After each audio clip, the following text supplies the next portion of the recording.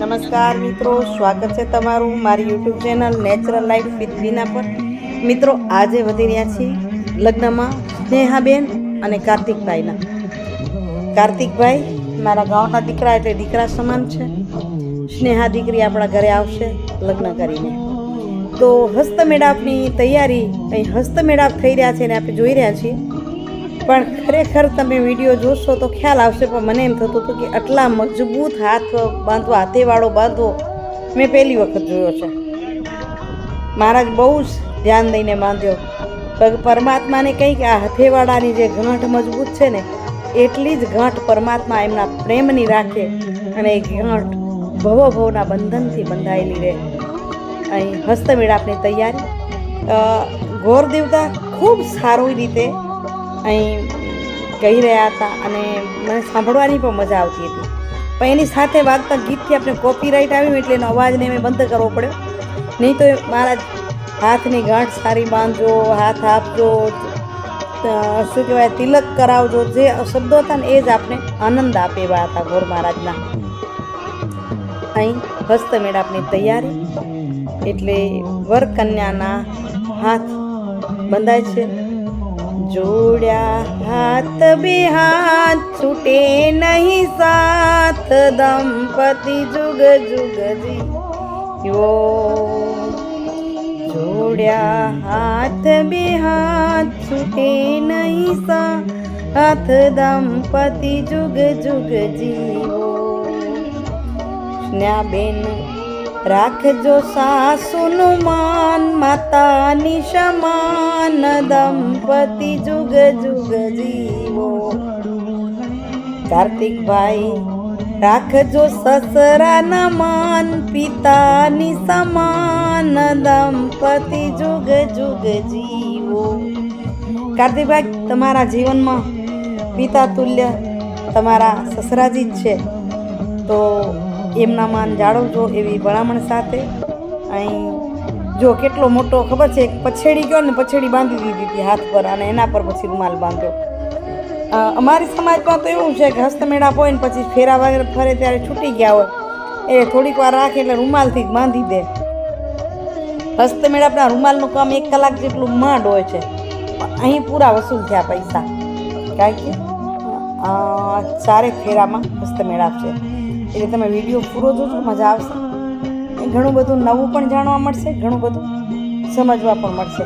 અહીં મને થોડીક તકલીફ એ થતી હતી કે હું બેઠી હતી અને મને વિડીયો કરવાવાળા અને ફોટોગ્રાફીવાળા બધા કેમેરામેન થોડાક આડા આવતા હતા। પણ મને એક મનમાં ડર હતો કે હું ઊભી થઈને વિડીયો કરવા જાઉં અને કદાચ માંડવિયા પક્ષને પસંદ ના હોય તો। પણ હું અહીં ધન્યવાદ આપું છું કન્યા પિતા મુકેશપુરીભાઈને અને માતા જાગૃતિબેનને। ખરેખર તમે સહર્ષ અમારો આ વિડીયોને પણ સ્વીકાર્યા છે।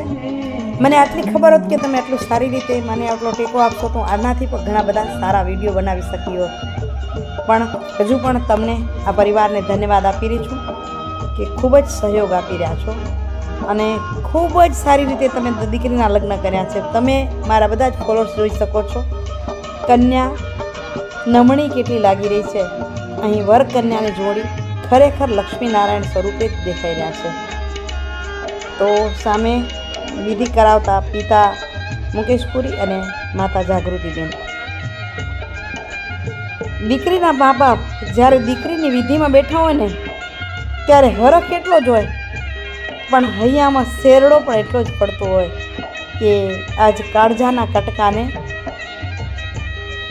ખરેખર વિદાય કરવો છે, એને એના ઘરે મૂકવી છે। પણ ઘરમાં મીઠી ગુંજતી જે ઝાંઝરીને રણકાર એ કદાચ વસમો થઈ જશે। પાછી આવશે ત્યારે દીકરી પારકી હશે, ત્યારે બાને પૂછતી હશે કે મમ્મી આ હું લઈ જાઉં કે નહીં, આ ક્યાં ગયું, આ ક્યાં રહ્યું। અહીં કન્યાની બેન આવી છે અગ્નિ પ્રાગટ્ય માટે। અમારામાં પણ આ જ રિવાજ છે કે કુંવારી કન્યાના હાથે નિયાણીના હાથે અગ્નિ પ્રાગટ્ય થાય। અમારા વખતે તો દેવતા લઈ આવવા પડતા હોય। મારી બેનના લગ્ન થયા ત્યારે હું તો થાળીમાં દેવતા લઈ આવી હતી, ઘણીવાર તો હાથ પર બળી જતા। હવે દેવતા ક્યાંય મળે નહીં એટલે ગોર દેવતાએ સરસ મજાનું ઓપ્શનરી લઈ લીધું છે કે કપૂર મૂકી અને છાણા પર પ્રગટાવી દે, હવન કુંડમાં મુકાઈ જાય એટલે યજ્ઞ કુંડમાં એની વિધિ થાય. અહીં દીકરીને બોલાવે છે. મને લાગે છે સ્નેહાની કાકણબેન છે અને એટલે પિતા પાસે ગઈ. કાકા કે મોટા બાપા હોય એ પિતા તુલ્ય હોય એટલે ચાંદલો, અમે કન્યા માતા પિતા ચાંદલો કાઢે અને વરના અણવર એને દક્ષિણા આપે. અહીં ગોર મહારાજ કહેતા હતા કે અણવર કવર આપજો લાગાનું, આપી મ્યુટ કરી નાખ્યું છે નહીં તો સ્પષ્ટ કહેતા હતા. અને એ જે સાંભળવાની મજા હતી ને કંઈક ઓર હતી, પણ હવે શું કરું, ગીતોના કારણે. પણ આપણે ગીતો બીજા સરસ મજાના આપ્યા છે ને, તમને મજા આવતી હશે વિડીયો જોવાની. તો અહીં હવન પ્રાગટ્ય થઈ ગયું. અણવરશ્રીએ લાગો પણ આપી દીધો. હવે કાકા ને કાકી આવી રહ્યા છે. મમ્મી પપ્પા પાછા હટ્યા અને કાકા કાકી આવ્યા છે ભત્રીજીને પરણાવવા અને ભાઈ ઊભો છે સામે. દરેક બ્રાહ્મણની વિધિ પણ અલગ હોય છે ને દરેક જ્ઞાતિની વિધિ પણ અલગ હોય છે. અમારે જ્ઞાતિની વિધિ એક હોય ને એમાં બ્રાહ્મણ બદલાય તો ઘણીવાર વિધિ બદલાઈ જાય. તો અહીં કન્યાના ભાઈ કોણ હલાવે લીમડી, મારી કોણ ઝુલાવે પીપળી, ભાઈની બેની લાડકી ને ભૈલો પરણાવે બેનડી. હે, ભૈલો ઝુલાવે લાડકીને બદલે ભૈલો પરણાવે છે બેનડી. તો અહીં પહેલું મંગળિયું વર્તાઈ રહ્યું છે. મંગળ તો આપણે સંભળાવી રહ્યા છીએ એટલે હું નહીં ગાઉં તો પણ ચાલશે. ચારે બાજુ ફૂલોનો વરસાદ વરસે, કારણ કે જાનૈયા માંડવિયા બંને વરસાદ વરસાવી રહ્યા છે. શુભેચ્છાઓ આપી રહ્યા છે કે તમારું દાંપત્ય જીવન સુખમય રહે. તો જુઓ આ રીતે હસ્તમેળાપ બાંધીને ફેરા ફરાઈ રહ્યા છે. આજે તમને 2 ફેરા જ બતાવીશ. આજે હસ્તમેળાપ કઈ રીતે બંધાણો એ જોજો, અને ચોથા ફેરામાં કેવી રમતો રમાય છે એ પણ તમને જોવી પડશે આગળ. એટલે 2 ફેરા આપણે પાછળ જોશું. આજે તમે 2 ફેરા જોઈ લો. અત્યારે માતા પિતા અને કાકા કાકીનો આ ફેરો ફરાઈ રહ્યો છે અને કન્યાને સોનાના દાન દેવા એમ કહેવાય છે. તો કન્યાના પિતાએ ઘણા બધા સોનાના દાન આ દીકરીને આપ્યા છે. અંતર પડદો સાવધાન કહેતા હતા, પણ આપણે શું કેમેરાવાળા આડા આવે આપે એટલે લીધો જ નહીં. અને અંતર પડદો ન લઈએ તો પણ ચાલે, બરાબર. અહીં કાકા કાકી વિધિ કરાવી ઊભા થયા છે. હવે હમણાં જ આવે છે મામા અને મામી.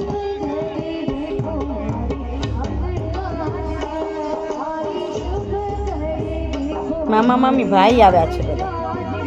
અહીં વિધિની તૈયારી થશે ત્યાં સુધી બીજા ફેરાને અને બીજો ફેરો ફરાશે.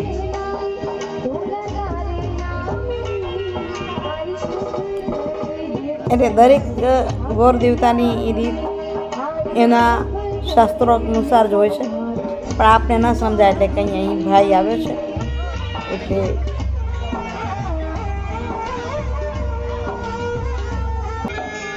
બીજા ફેરાની પણ તૈયારી થઈ રહી છે.